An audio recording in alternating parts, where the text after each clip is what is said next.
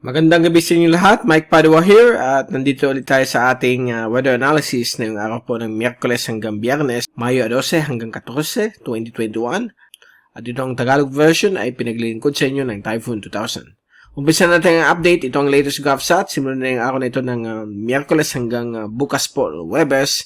Nag-umiiral pa rin yung Intertropical Convergence Zone o yung pagsulubong ng hangin mula sa Hilagang Silangan at Timog Silangan.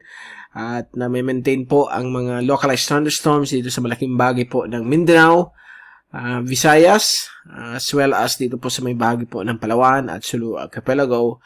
Lalo na po dito rin po sa may western at central Visayas.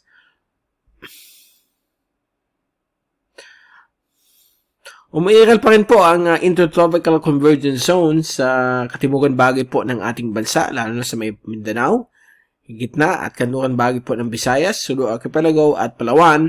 Magbibigay pa rin ito ng mga kalat-kalat hanggang sa malawakang mga pag-ulan sa malaking bahagi po ng Mindanao, gitna at kanluran Bisaya, Sulu Archipelago at Palawan. Samantala, ang ibang bahagi po ng ating bansa ay magiging katamtaman po lagay ng panahon, mainit. Subalit sa hapon ng gabi, may mga inaasahan po mga isolated rain showers and thunderstorms. Nandito pa rin po yung low pressure area na 96W, but sa mga oras na ito ay nagiging aktibo po siya. Nasa 35 to 65% na po ang chances po na ito maging bagyo. Kung isipin natin, ito po ay o kaya nasa 50-50 chance na ito posibleng maging bagyo bago po maglandfall sa silangan bahagi po ng Mindanao. So, binabantayan po natin itong maigi for possible development. Dahil po sa mga computer models ay mahina lamang po siya, isang low pressure. But since ang mga maliliit na systems ay medyo nahihirapan po ang mga computer models para i-pinpoint yan. So, sa nakikita natin sa development na yon, napakita namin sa inyo ang satellite animation, ay posibleng baka maging tropical depression. But let's hope and pray na hindi po ito matuloy. But ito po ang magbibigay po ng mga pag-ulan dito po sa malaking bahagi po ng Mindanao sa loob ng 48 hanggang 72 oras po mula na yon.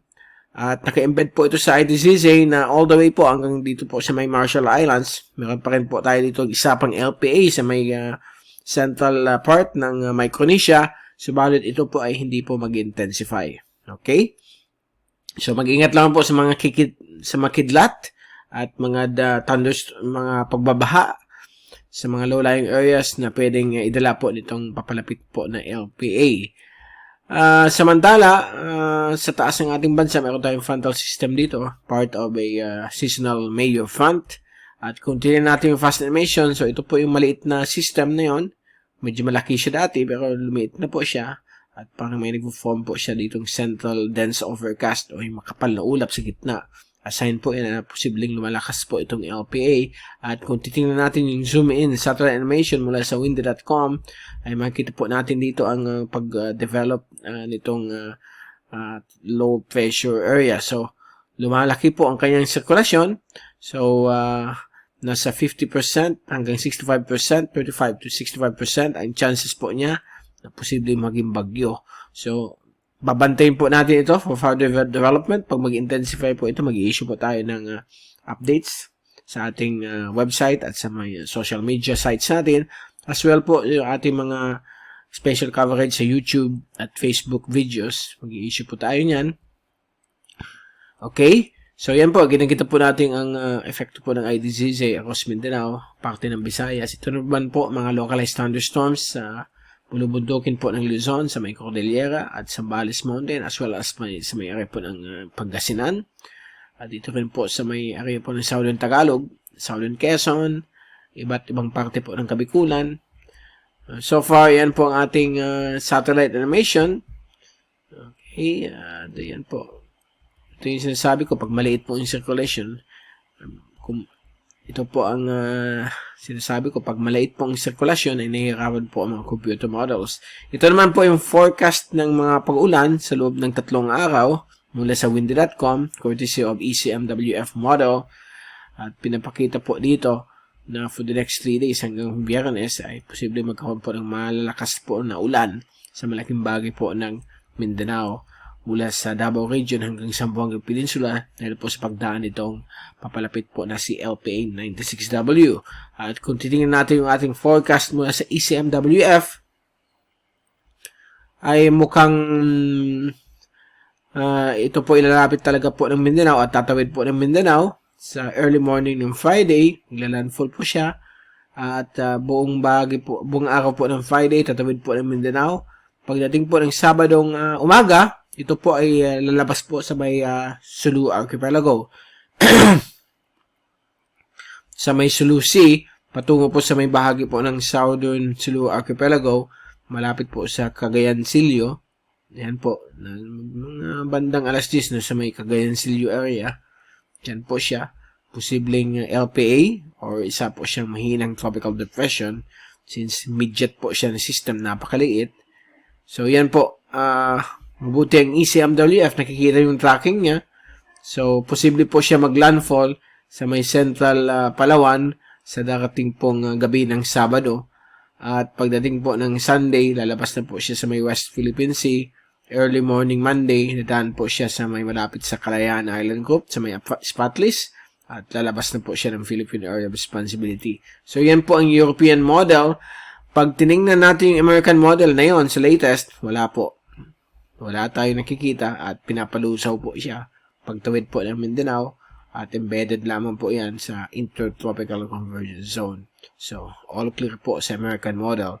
So, ang European model ay medyo lumalamang na yon sa forecast. Titingnan natin in the next few days or next few hours kung mag-develop po itong tropical disturbance na ito na si LPA 96W. Okay, we'll keep you updated. Bantayan lang natin yan in the next few hours hanggang bukas po. Pag mag-develop, we will issue some updates. And bago tayong paalam, ito yung Global Tropics Hazards and Benefits Outlook ng Climate Prediction Center ng NOAA. At this is valid for the next 2 weeks para malaman ninyo kung ano magiging panahon sa loob ng 2 linggo. So sa unang linggo, valid May 12 hanggang May 18, inaasahan po natin ang above average rainfall sa may silangan bahagi po ng Kabikulan, Visayas at dito rin po sa Mindanao dahil po sa Intertropical Convergence Zone at pagdaan itong si LPA 96W. At pagdating naman po ng ikalawang linggo, valid May 19 hanggang May 25, inaasahan po ang 50-50 chance or moderate chance na magkaroon tayo ng above average rainfall sa Southern Bicol, Mimaropa, Visayas, Sulu Archipelago at Mindanao sa darating pong ikalawang linggo o May 19 to May 25. So medyo papalapit na po tayo sa start ng tag-ulan. Usually by last week of May po yan or June ay mag-a-announce po ang ating Weather Bureau Pag-asa. So, hintayin natin ang announcement nila kung kailan mag-start ang tag-ulan. Okay, so far, iyan po ang ating latest sa kalagayan ng ating panahon. Lalo na po yung malapit na LPA sa silangan bahagi po ng Mindanao.